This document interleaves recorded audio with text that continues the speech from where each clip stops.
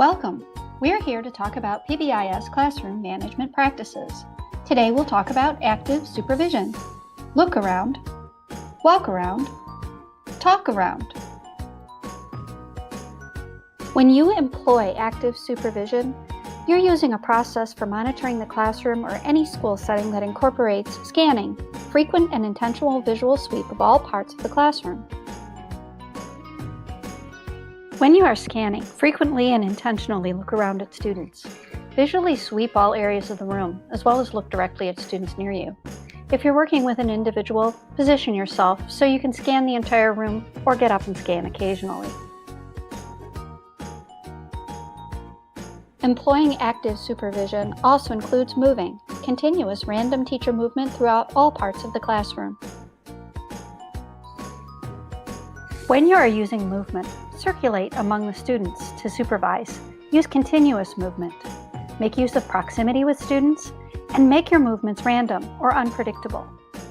You can move close to non-compliant students, and it helps you demonstrate interest in what the students are doing.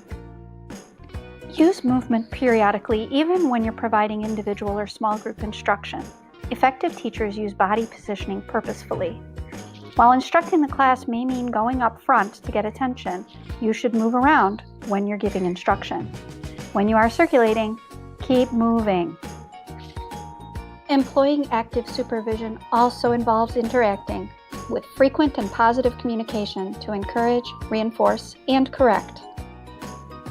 Interacting with your students while you are moving and scanning communicates that you care. It establishes trust and respect. It creates a positive climate and increases the likelihood that students will accept feedback when they need to. When you interact with a student, you can include pre-corrections. You can take the time to remind them of behavior expectations, and you can give periodic prompts to the whole group. Remember, address the student by name and make eye contact.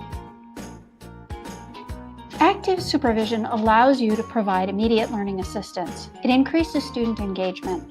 It reduces inappropriate behaviors, provides knowledge on whether students are using expectations, allows you to provide frequent encouragement, allows timely correction, and builds positive student relationships.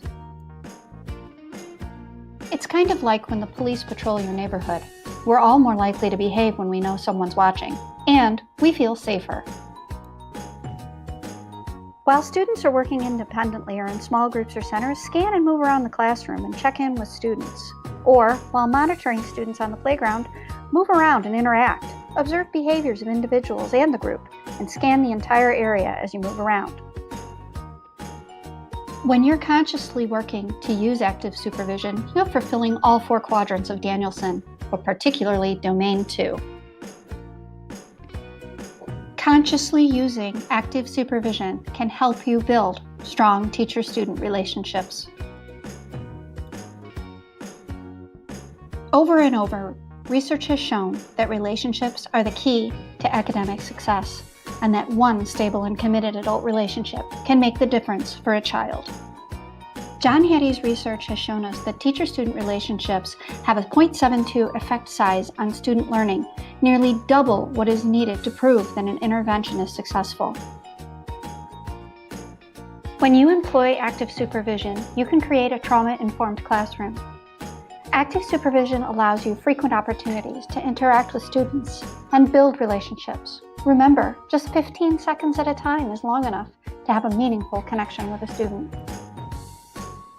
Employing active supervision will also help you identify triggers and prevent problem behavior, and provide a sense of safety for students who know you are looking, walking, and talking.